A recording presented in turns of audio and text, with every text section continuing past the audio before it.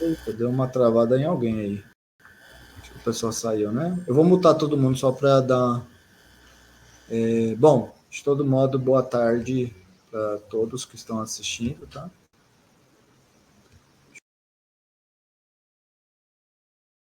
Eu mutei todo mundo porque eu ouvi a minha gravação e depois eu ouvi um dri que foi travado, então eu imagino que alguém estava com problema. Eu mutei todo mundo, tá?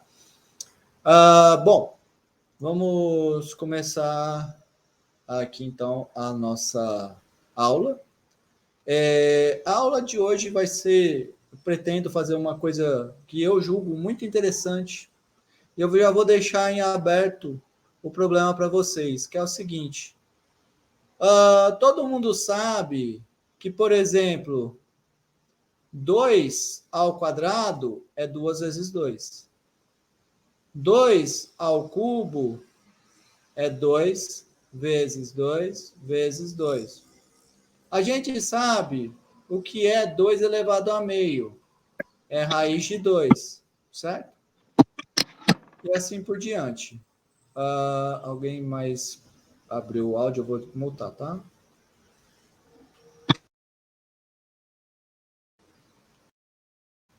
Eu estou mutando esses ruídos, tá? Mas se vocês quiserem fazer alguma pergunta, por favor, pode abrir o áudio e falar. Mas eu vou deixar aqui no cantinho uma pergunta para vocês. O que seria, por exemplo, 2 elevado a π? Já pararam para pensar nisso? O que é 2 elevado a π? Bom, com essa teoria de funções contínuas que nós estamos desenvolvendo, nós vamos conseguir definir esse objeto, tá? Mas para chegar lá, nós temos um caminhozinho que nós vamos seguir nessa aula. Primeiro, eu vou falar sobre o número E. Neperiano, número de Neper. Tem toda uma história sobre esse número, mas eu não vou contar essa história para a gente ganhar tempo.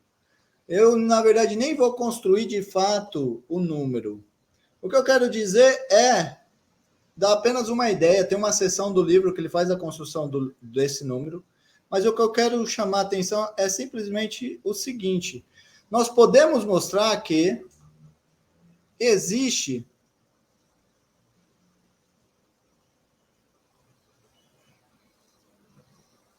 o seguinte limite. Limite. Você tem uma construção lá, que você vai lá e você fala, essa sequência aqui, existe o limite dela, certo? De maneira indireta. Vocês ainda não estão acostumados, talvez, com esse tipo de matemática, mas isso é muito comum na matemática, que é, existe esse negócio. Quem é ele? Sabe-se lá Deus, certo? Isso é muito comum na matemática. Você ter resultados que dizem implicitamente que um objeto existe, mas você não sabe quem é ele, certo? Então você sabe que esse limite existe, mas você não sabe quem é ele, certo? Então o que eu vou fazer? Eu dou um nome para esse limite. Então nós vamos dar um nome, ele é chamado de E. O nome desse limite vai ser o número E. Isto é, o número E é esse limite, certo? Então, eu estou definindo o E como sendo esse limite, tá bom? Isso daqui é muito interessante. Falo para vocês, guarda no bolso, certo? Que depois, quando a gente voltar a falar de funções exponenciais, a gente vai falar dele. Antes de ir para as funções exponenciais, eu vou fazer mais alguns resultados de continuidade que faltaram a gente fazer, certo? E vão ser importantes para nós. Os teoremas, por exemplo, de anulamento. Eu vou dar um outro nome para essa seção, que eu pensei agora. Os últimos teoremas, entre aspas, que pode ser que surja algum outro teorema, às vezes, no meio, sobre continuidade.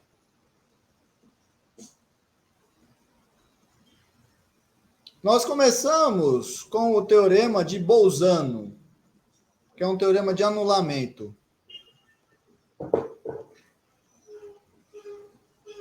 O que nos conta o teorema de Bolzano? Eu vou escrever e depois eu vou fazer um desenhozinho para mostrar para vocês. Se eu tenho uma função y igual a f de x e essa função é contínua em um intervalo AB, lógico, aqui eu estou assumindo A menor do que B, e f de A vezes f de B é menor ou igual a zero. O que isso quer dizer, ser menor ou igual a zero? Lembra aquela história? Mais com mais dá mais com menos dá menos com menos dá mais. Isso daqui está apenas dizendo isso. É negativo esse número. Se esse número é negativo e eu tenho uma multiplicação ali, isso quer dizer que um deles é negativo e o outro é positivo, ou o contrário, o primeiro é positivo e o segundo... Opa, faltou aqui uma desigualdade, desculpa, deixa eu colocar ela aqui. Esse daqui maior ou igual que zero e o contrário. Tá bom?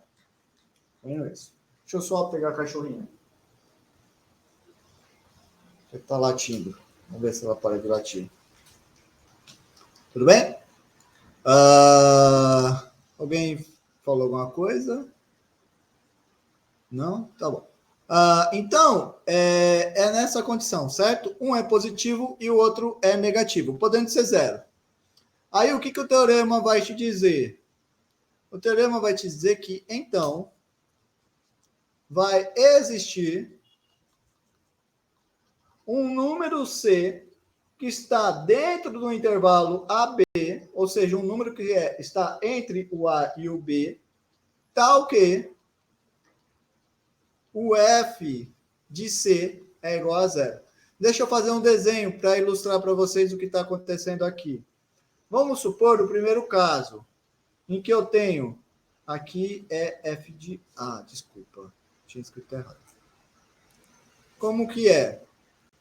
No A, eu sou negativo. No B, eu sou positivo, certo? Aí o que ele te diz? Se a função é contínua, vai existir um ponto C que o gráfico da função vai estar dando zero, certo? Em outras palavras, isso está te dizendo que se você tem uma função que tem um pedaço que ela começa sendo negativa e tem um pedaço aqui que ela é positiva, em algum momento ela vai cruzar o C, certo? Pode ser uma vez, que nem nesse desenho aqui. Pode ser mais do que uma vez. Por exemplo, aqui. Poderia fazer assim também, ó. Plá, plá, nesse aqui. Cruzou 3 vezes, por exemplo. Certo? Esse é o teorema de Bolzano. O teorema de Bolzano também te diz que você pode ter o seguinte caso. Suponhamos que você está aqui, ó. O contrário. Tá, beleza. No A, deixa eu adicionar o geométrico. Posso ter também o seguinte caso. No A, eu sou positivo. E no B, eu sou negativo. Certo? Posso ter esse caso aqui também. Tá bom? E daí, o que o teorema vai estar te dizendo? Vai ter um C, que a função vai cruzar nesse C. Pode ser uma vez só ou várias vezes. Mas o que importa é que em algum momento vai cruzar. Observa, já está começando mais um resultado daquele tipo que eu falei para vocês. Existe um ponto. Quem é esse ponto? Sabe-se lá Deus. Eu só sei que existe esse ponto, tá bom? Por exemplo, eu não vou demonstrar esse resultado, tá? Eu vou fazer só exemplos. Por exemplo, alguém pode se perguntar, viu? Existe um x0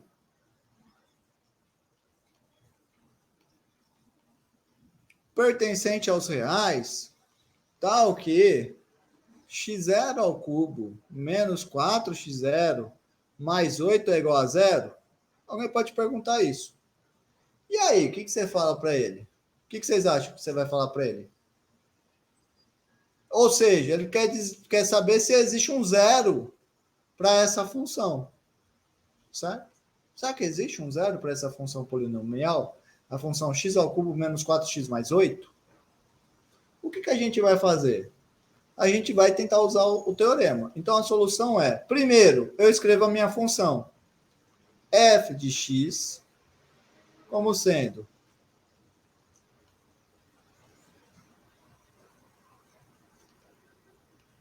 o x ao cubo menos 4x mais 8. Essa é a minha função, certo? Por que essa função é legal? Primeira coisa, para aplicar o teorema de Bolzano, a minha função precisa ser contínua no intervalo. Ora, essa função aqui, ela é contínua?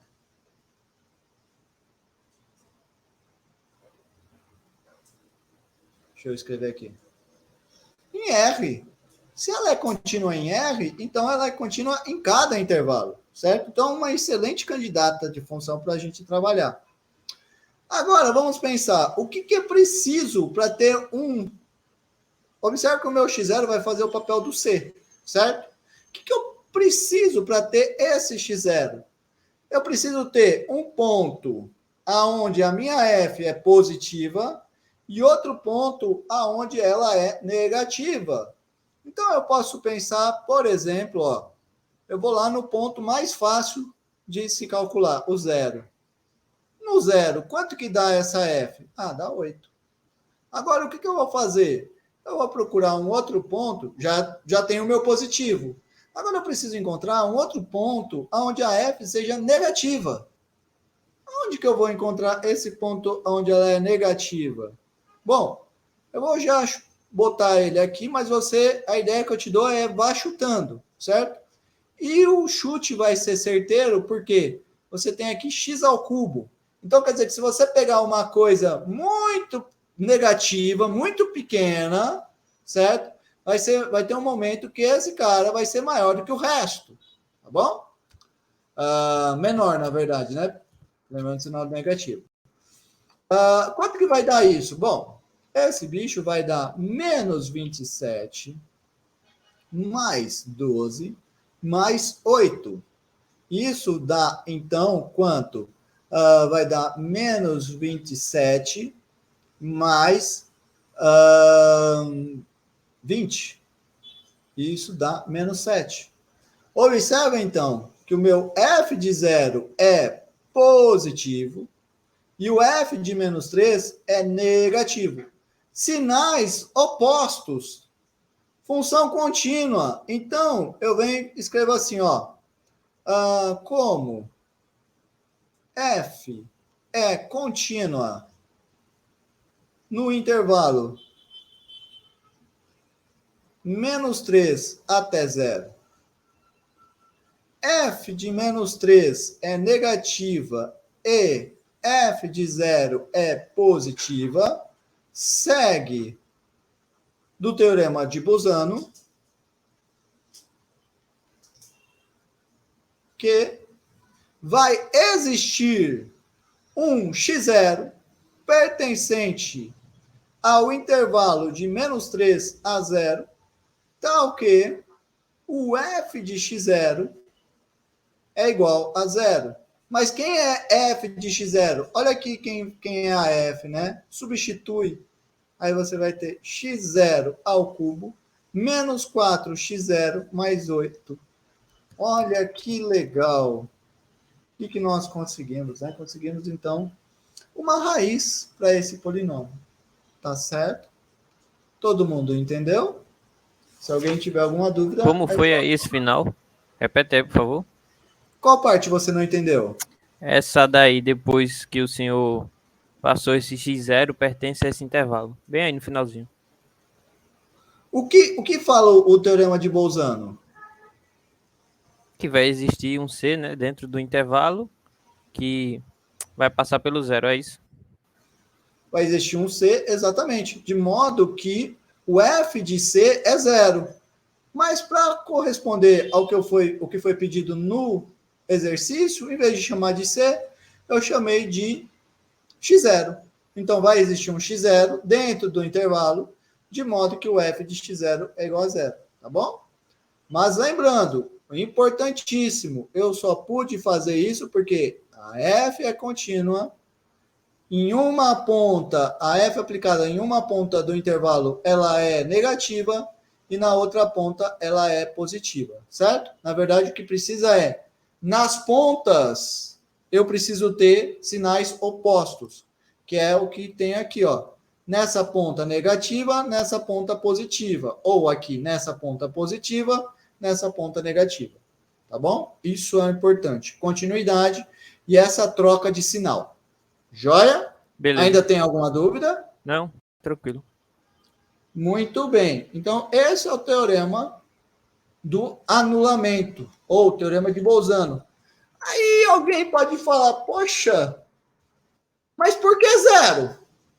O zero é mais bonito do que os outros números? Né? Eu sempre me fazia essa pergunta quando eu estava no ensino médio. Por que você pega zero? O zero é mais bonito do que alguém? Por que não coloca igual a 1, igual a 2, igual a 3? Né? Bom, de fato não precisa ser igual a zero. Mas o que acontece é que geralmente, tendo o zero, você recupera os outros. E é o que a gente vai fazer agora. Eu vou pegar para outro. Eu vou fazer o mesmo resultado, só que no lugar do zero é outro número. Esse resultado ele é muito importante e por isso ele tem um nome.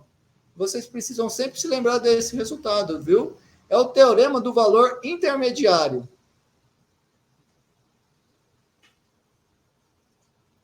Você pode até em algum momento esquecer do teorema de Bolzano, mas o teorema do valor intermediário jamais. Ele te fala o seguinte: se eu tenho uma função, observe que é o mesmo enunciado, que ela é contínua no intervalo AB.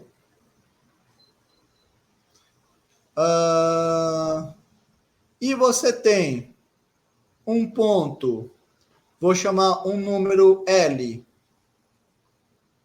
que está entre AB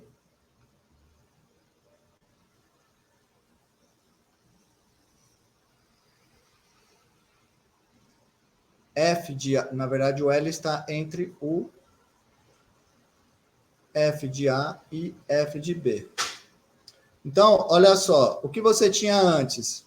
Você tinha aqui, ó, F de A menor ou igual que zero e F de B maior ou igual que zero. Ou F de A, aqui não era para ser X, aqui era para ser A, desculpa. F de A maior ou igual que zero e F de B. Desculpa, ficou confuso, né? Ainda bem que eu falei certo, que eu escrevi tudo errado. F de B menor ou igual que zero, certo? Se você tiver nesse caso, então você tem lá, certo? Agora o que eu vou fazer? Eu vou trocar esse zero. Então, como que vai ser?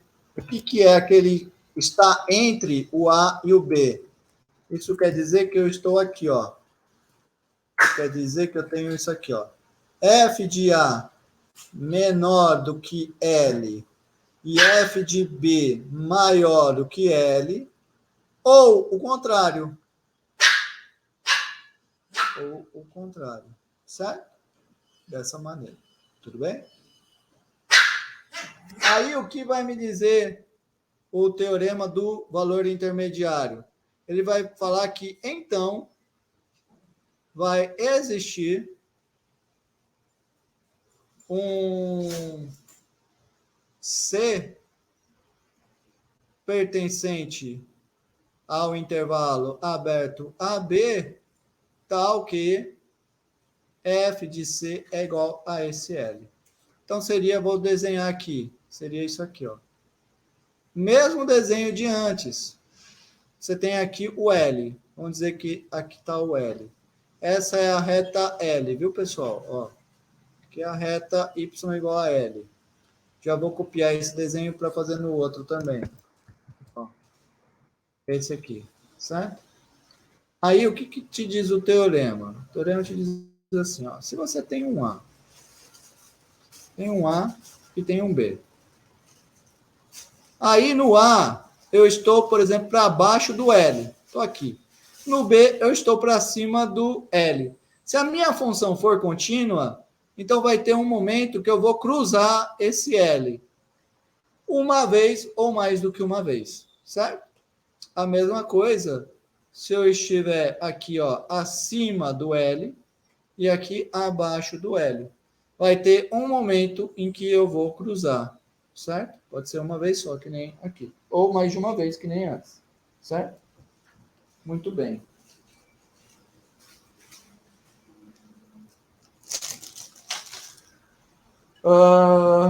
Certo.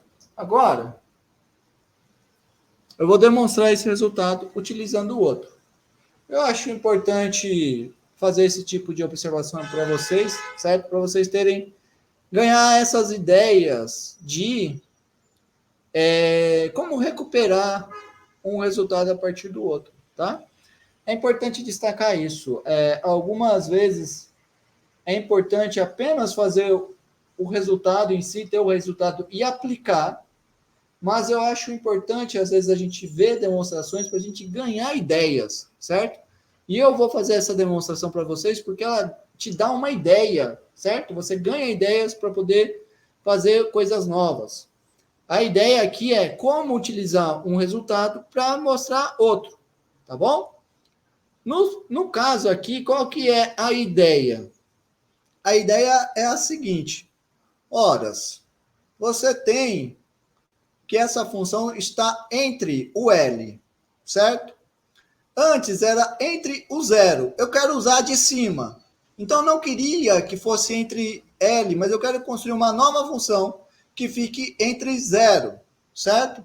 Quem vai ser essa função? Eu posso escolher essa função, por exemplo, como defina g de x como sendo f de x menos L, por exemplo. Por que essa função é importante? Note que essa função, a g, ela é simplesmente a f menos um L. Se a f é contínua, a g vai ser contínua, certo? Porque constante é contínua. Note que g é contínua no intervalo AB. Olha que legal. O que mais que você pode falar?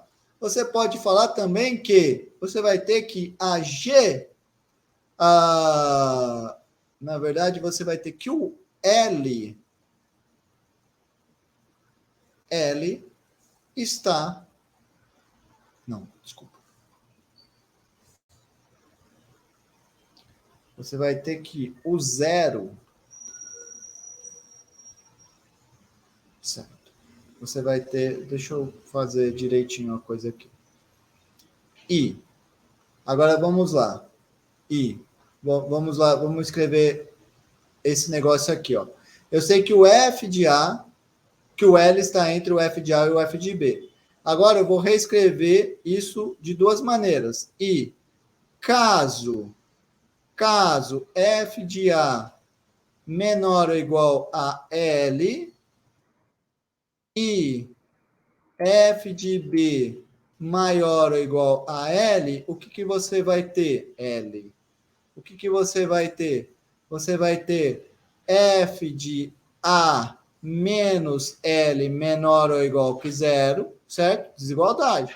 Resultado de desigualdade. E esse cara é exatamente a G é F de X menos L, que não é igual, que é menos, certo? E esse cara, ele é exatamente o G de A, certo?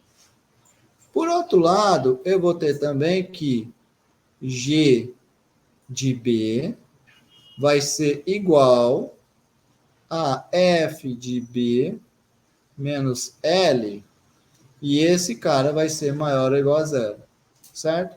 Então, veja que você tem a diferença dos sinais, das pontas. E no caso, o outro caso, qual é o outro caso? O outro caso é o F de A maior ou igual a L, e f de B menor ou igual a L. Nesse caso, o que nós temos? Nós vamos ter f de A menos L maior ou igual a zero. Lembrando que esse é o G de A. E eu tenho o G de B como sendo o f de B menos L, e ele é menor ou igual que zero. Olha que legal, então. A minha G, ela é contínua, e eu tenho aquela coisa de ter um sinal negativo em uma ponta e positivo na outra, ou o contrário, certo? Por causa disso, o que eu vou ter? Pelo teorema de Bolzano, vai existir um C pertencente ao intervalo AB, tal que o G de C é igual a zero. Mas agora, vamos lembrar, quem é G? G de X é f de X menos L. Logo, eu terei, então, que G de C é zero, certo? Mas quem é G de C? É f de C menos L. Isso é G de C. E G de C é zero. Então, eu tenho que f de C menos L é igual a zero. Isso vai me implicar, então, que f de C é igual a L. Tá bom? Olha que interessante, então, o nosso teorema do valor Professor, intermediário. Diga. ficou meio confuso para mim depois desse logo. O que você está querendo dizer aí? O que eu estou querendo dizer? Eu escrevi quem é a G de C. Quem é G de C? Quem é G de X? Quem é G de X? É f de x menos L. Isso. Então, olha só o que eu escrevi aqui depois do logo. G de C, no lugar de X, vou colocar C. F de C menos L. Então, o que eu estou fazendo é só, ó, no lugar de X, eu coloquei L, certo? Aí, o que acontece? Eu tenho que esse cara é zero. Por quê? Acima, eu escrevi que o G de C é zero, certo? Então, eu tenho que F de C menos L é igual a zero. Tudo bem? Certo, mas você disse que g de c é zero porque você quer que ele seja zero? Ou tem algum propósito que ele seja zero? Não, ele é zero por causa do teorema de Bolzano. O teorema de Bolzano te fala isso, que vai existir um C de modo que G de C seja zero. Tá bom? Ah, O tá. teorema Tá bom. de Bolzano te garante que vai existir um C de modo que G de C é zero. Aí o que eu fiz? Eu vou reescrever isso que eu consegui. Eu consegui que G de C é zero. Mas eu quero isso em termos de F. Então o que eu vou fazer? Eu vou lembrar. O que é G de C? G de C é F de C menos L. Se G de C é zero, então eu tenho que F de C menos L é zero. Mas se um número menos outro é zero, quer dizer que os dois números são iguais. Tá bom? Foi isso que aconteceu. Ainda tem dúvida? Pode Não. falar. Tá ok. Ok? Muito No bem. caso, isso aí é só a demonstração, né? Isso aqui é a demonstração, isso. Pronto. Vai fazer em alguma aplicabilidade, em alguma questão, isso? Isso vai ser importante mais para frente. Isso vai ser importante mais para frente. Mas os Tá certo. exemplos clássicos seriam iguais a esse.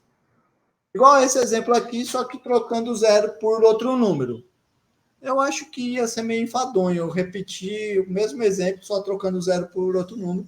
Por isso eu decidi não fazer, tá? Mas é simplesmente isso. Repita esse exemplo que a gente fez acima.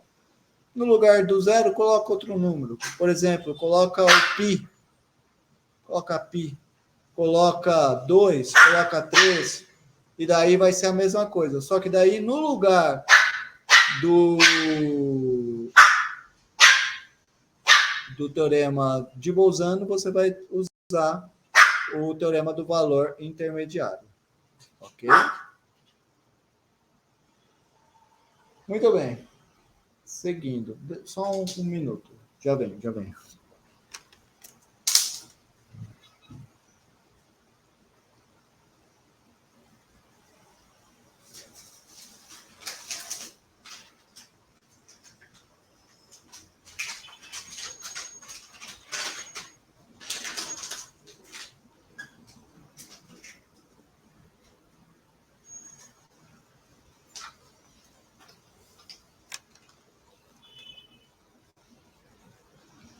Bom, vamos lá, vamos continuar. Agora, eu vou só deixar aqui. A gente não vai usar muito esse daqui por enquanto, certo? Só vou colocar ele porque seria o último teorema de continuidade. Mas ele vai ser mais útil lá no final do curso, tá? Lá no final do curso eu vou falar, lembra lá do teorema de Weierstrass? Aqui a gente vai estar usando ele, certo? Porque para usar ele, a gente vai usar ele combinado com outras coisas. Essas outras coisas nós ainda não vimos. Então, mas eu já vou deixar ele registrado aqui. Weierstrass. Teorema de Weierstrass, ele te fala o seguinte: se você tem uma função que é contínua em AB, então existem. De novo, é um resultado de que vai existir alguém, mas ele não te dá precisamente quem é esse alguém. x1 e x2 pertencentes a AB, tais que o f de x1 é menor ou igual do que f de x, e f de x é menor ou igual do que x2, para qualquer x que você pega no intervalo AB. Certo? É isso que está te dizendo. Vamos fazer um desenho, para vocês enxergarem bem no desenho. O desenho é assim.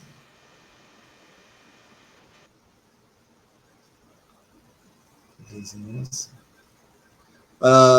Eu vou pegar esse cara aqui é o A, esse cara aqui é o B, B, e eu tenho uma função contínua aqui, de AB. Por exemplo, tem essa função aqui. Vou desenhar uma funçãozinha aqui. Já se anulou muita coisa, então eu vou fazer sem se anular essa. Por exemplo, assim, essa é a função. Deixa eu fazer uma coisa. Por exemplo, a função faz isso aqui.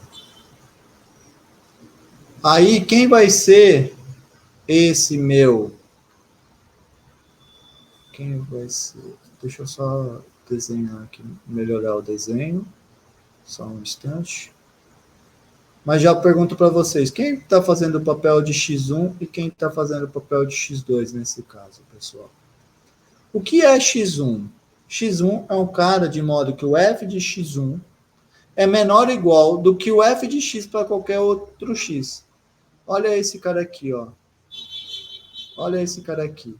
O f dele, concordam comigo, que ele é menor do que o f de qualquer outro termo? Ele é o menor. Então, esse daqui seria um x1. Quem está fazendo o papel de x2? Esse cara aqui. Esse cara faz o papel de x2. Certo? Tá bom? Aí você se pergunta, mas sempre vai ser igual nesse desenho, em que eu tenho apenas um x1 e apenas um x2? A resposta é negativa, né? Você poderia ter, por exemplo, aqui. Deixa eu melhorar o desenho.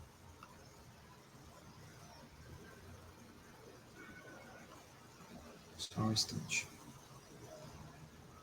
Você poderia ter, por exemplo, esse aqui não é mais B, certo? Meu B vou botar para frente.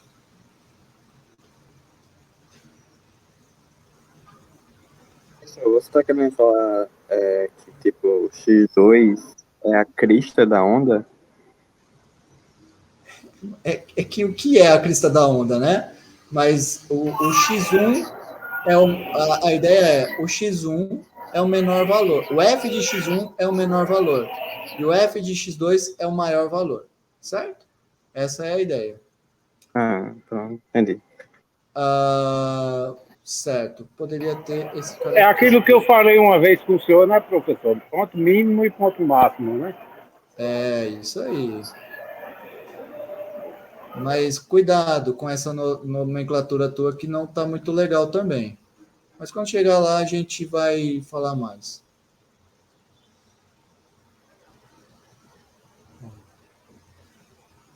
poderia ter 2 pontos, por exemplo. Ó. Por exemplo, esse cara aqui. Esse bichinho aqui, ó, também Ok. seria um candidato para ser X1. O X1 poderia ser tanto esse cara, como também poderia ser esse cara. Tá bom? Então, eu quero apenas que você tenha uma ideia de que o que o resultado está te dizendo é: existe alguém. É só um? Pode ser que não. Pode ser que tenha mais do que um. Em alguns casos, vão ser só um. Em outros casos, pode ser que tenha mais que um. Mas o que importa é: existe alguém. Certo?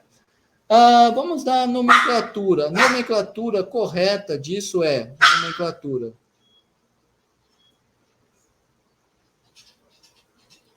F de x1 é dito valor mínimo, certo? Valor mínimo é a nomenclatura correta. É dito valor mínimo.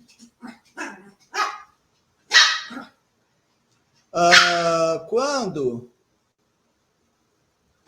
f de x1 é menor ou igual do que f de x para todo x pertencente a B. Certo? Por que valor mínimo? Porque seria de todas as evaluações da f em x, aquela que é feita no x1 é a menor, certo? Então seria f de x1 é o menor valor que eu tenho da f, tá bom? Observa que essa noção faz muito mais sentido que a outra que o colega tinha falado, certo? Porque é um erro muito comum do pessoal cometer. Então, valor mínimo e valor máximo.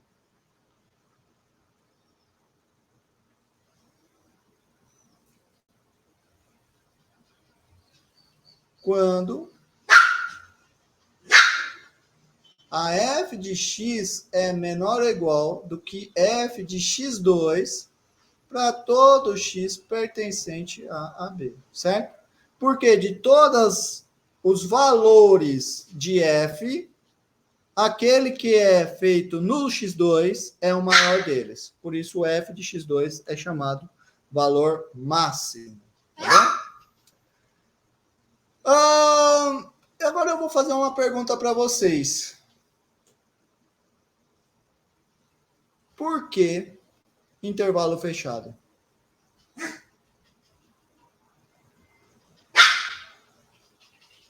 Por que acima eu peguei intervalo fechado? Alguém pode falar? Por que continua no intervalo fechado? Por que não no intervalo aberto? Poderia o resultado valer sem ser intervalo aberto?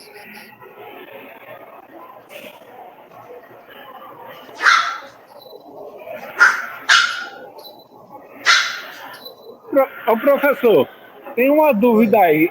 Não tem a assíntota do ponto máximo e o assíntota do ponto mínimo, né? Aí o que acontece? Não fala Pode de ser um assíntota. valor Não que fala de tem no assíntota. Y, Não tem nada a ver com assíntota, né? mas não Aqui tem não no tem eixo Y? Não tem assíntota aqui, não. O resultado, vamos lá, pergunta. O resultado vale para intervalo que não é fechado? Essa é a pergunta. Professor, a princípio, teoricamente, não, porque não tem o limite. Olha aqui nesse. Ó, primeiro, eu não falei de assíntota, certo? Não, Mas para não, quem não já tem viu nada a a ver. assíntota, agora para quem Não viu a tem assíntota, o limite você pode aproximar o tanto dele como por cima como por baixo no Y. Aí o que acontece? Não pode ter igualdade, né, professor? passa na minha sala para a gente conversar, tá? Um pouco confuso, não estou entendendo a tua pergunta, tá? Mas a gente pode conversar Tá sobre bom. ela depois. Bom, a minha pergunta é: o resultado valeria se o domínio da minha função não fosse um intervalo fechado? Por exemplo, um intervalo semiaberto. O que vocês acham, pessoal? Poderia fazer para o intervalo semiaberto? Vou deixar um tempinho vocês pensando.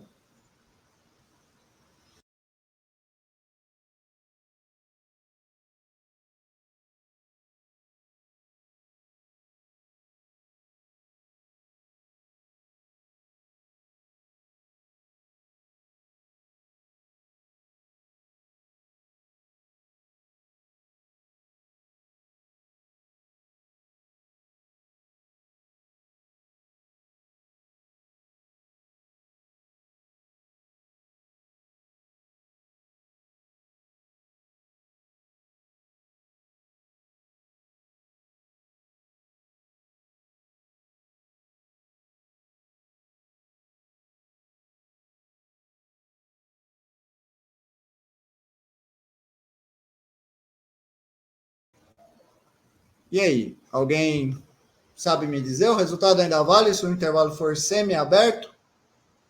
Semi-fechado?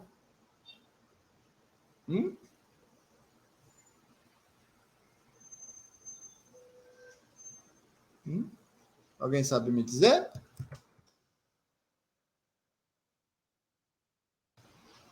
Professor, estava Diga. pensando aqui, eu não sei. Só uma ideia. Ah, Se caso for possível ser um intervalo semi-fechado, teria que ter um dos resultados, né? Se caso desse. Porque, tipo assim, eu teria um valor máximo e um valor de mínimo, né? exato, mas teria que saber pelo menos o máximo ou o mínimo. Isso. A ideia é, mas a ideia é, se furar um, aí acabou. O resultado não vale, certo? Se eu tiver um exemplo que não vale o valor máximo, ou um exemplo que não vale o valor mínimo, a resposta já é negativa, tá bom? Porque o teorema te fala, existem os dois, o máximo e o mínimo. Aí eu vou mostrar agora para vocês um exemplo que não tem o valor máximo, por exemplo. Um exemplo seria, por exemplo, a função y igual a 1 sobre x. Essa função é contínua no intervalo, vamos por aqui, aberto do 0 até 1, por exemplo. E ela não possui ponto de máximo. Desculpa, valor máximo. Valor máximo. Por que ela não possui valor máximo? Por que ela não possui valor máximo? A 1 sobre x, eu vou só fazer aqui um desenhozinho, tá? O gráfico dela faz uma coisa mais ou menos assim. Mas o que importa é que nós vimos que o limite de 1 sobre x, com o x indo a zero à direita, vai para o infinito, certo?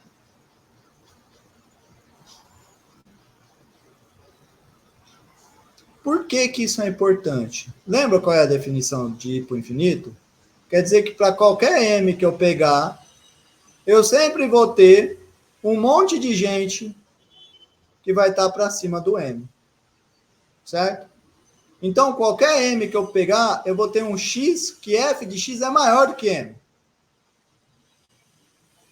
Ou seja, não pode acontecer isso, o valor máximo. Nunca eu vou conseguir isso, certo? Não vou ter nunca isso. Por quê? Porque para qualquer f de x alguma coisa que você pegar, esses estão sendo o que eu estou chamando de m, sempre vai ter alguém maior do que ele. Então, essa fala aqui nunca acontecerá da 1 sobre x. Tá bom?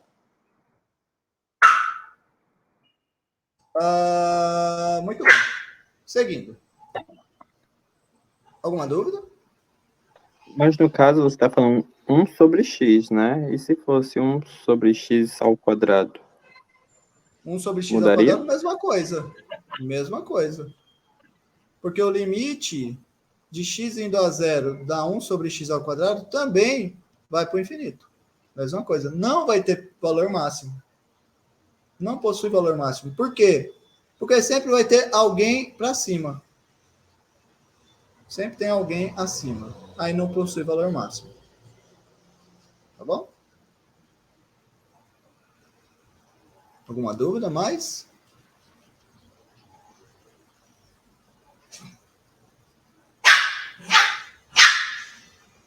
Então, para ser valor máximo, tem que ser...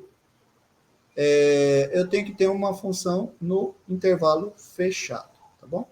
Mas que nem eu falei para vocês, essa é uma coisa que eu vou deixar aqui, porque casa bem com o assunto de continuidade. Mas a aplicação desses objetos vai ser mais útil mais para frente, quando a gente juntar os nossos conhecimentos de a derivada, certo? Muito bem. Seguindo. Deixa eu só fazer um exemplo bem bobinho. Bem bobinho. O exemplo é o seguinte. Seja f de x igual a x ao quadrado mais 1 sobre x. Ah, uma coisa importante, pessoal. Uma coisa importante. O problema que foi dado aqui é porque a função não é contínua no zero, certo? Certo? É porque ela não era contínua no zero também. Por isso que eu tive que pegar um intervalo aberto. Quer dizer, você não poderia nem pegar intervalo fechado, certo? Porque essa função não está definida no zero. Tá. Seguindo. Agora eu vou pegar essa função aqui. F de x igual a x ao quadrado mais 1 sobre x. Essa função, todo mundo sabe que ela é contínua. Ela é contínua onde? Em todo ponto que não seja o zero, certo? Então, eu vou pegar um intervalo que não tenha o zero. Por exemplo, o intervalo de meio até 2. Nesse intervalo, essa função não é contínua. Logo, o que eu vou ter? Desculpa, nesse intervalo a função é contínua. Logo, eu terei que vão existir, pelo teorema de Weierstrass, um x1 e um x2 dentro desse intervalo,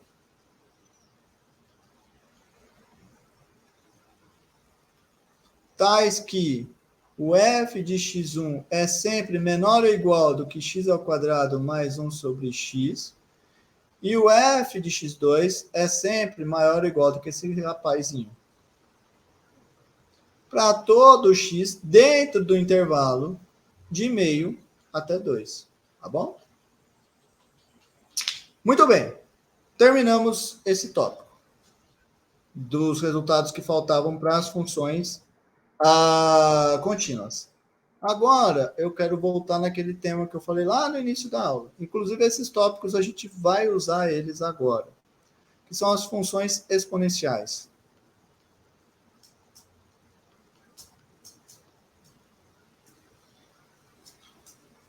As funções exponenciais. O que a gente vai fazer delas? Então, a ideia é a seguinte. Deixa eu escrever novamente aquilo que eu estava falando. Se você pega um A pertencente a R, todo mundo sabe que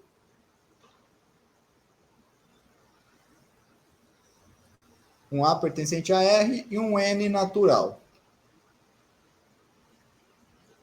sem ser o zero. Nós sabemos que A elevado a N é o quê?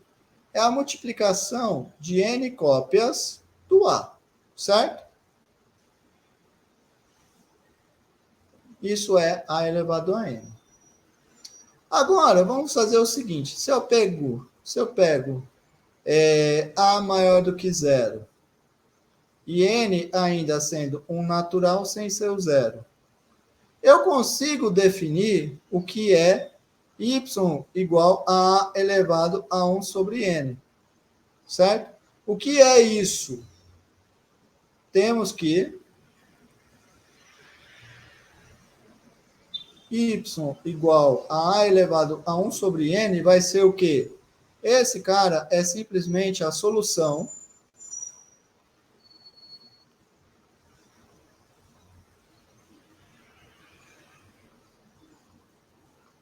de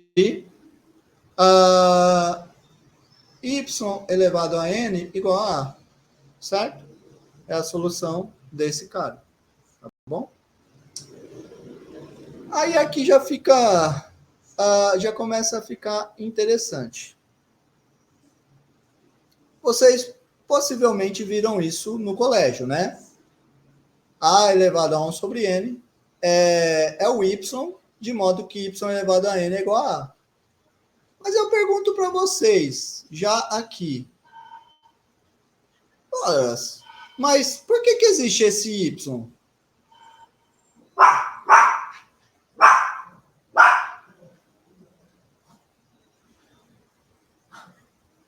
Porque eu posso pegar a inversa da função. Por que você pode pegar a inversa da função? Acho que ela é objetiva, né? Se a gente Por pegar que ela é objetiva? Tudo isso vai encaminhar numa coisa bem parecida, certo? A solução, de fato, disso eu vou mostrar para vocês agora. E é muito fácil. É muito fácil. Eu vou fazer o seguinte. Eu vou definir a função f de x igual a x elevado a n. Certo? Todo mundo concorda que essa função ela é contínua? Todo mundo concorda que essa função é contínua, certo? Tudo bem? Todo mundo sabe que essa função é contínua. F de x igual a x elevado a n é uma função contínua. Agora, pensa uma coisa comigo.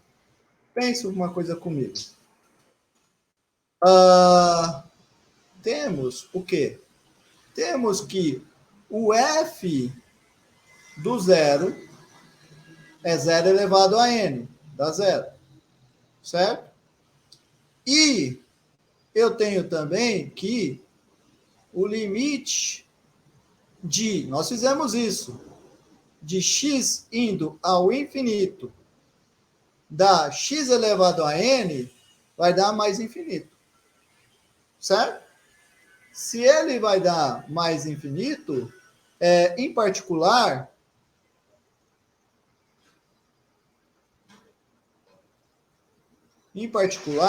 se eu pegar qualquer número maior que a, em particular, dado um número qualquer maior que a, vai existir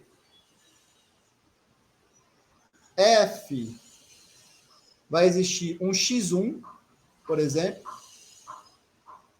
Aqui é apenas aplicando a definição de ir para o infinito. Vai existir um x1 maior do que zero, tal que o f de x1 é maior do que esse m. Tá bom? E o m é maior que a. Então, em particular, eu vou ter que o f de x1 é maior do que o a. Olha que legal, galera. Olha que legal. Então, vamos juntar as coisas. Vamos juntar as peças. O que a gente tem?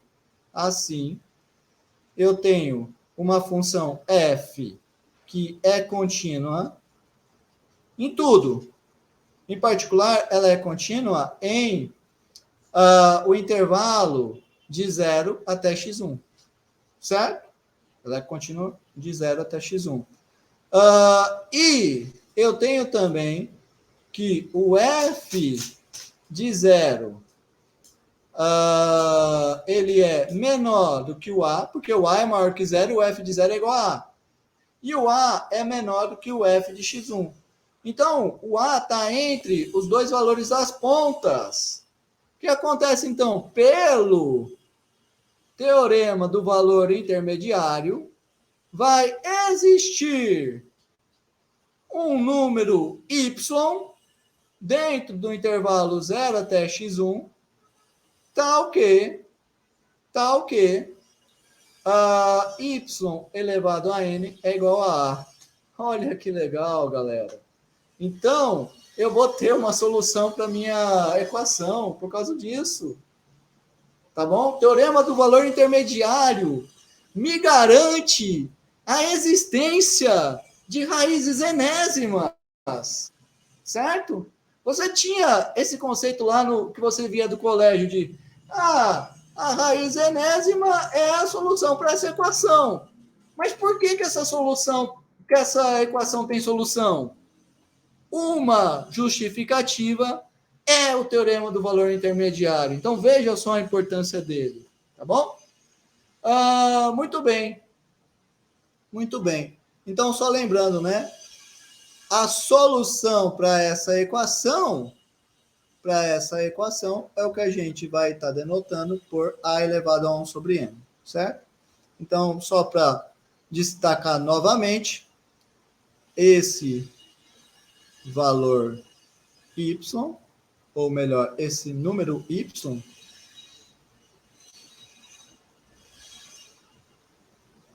é denotado por a elevado a 1 sobre n. Joia? Olha que bacana. Bom, então eu já sei o que é um número a elevado a n, e eu sei o que é a elevado a 1 sobre... Vou colocar m aqui, só para ser diferente. Agora eu pergunto para vocês, se eu pegar agora a um número maior do que 0 e que um número racional. Aí eu pergunto para vocês, o que vai ser a elevado a quê? O que vai ser a elevado a quê? O que é a elevado a quê? Alguém sabe me dizer? Primeira coisa, que. O que é um número racional?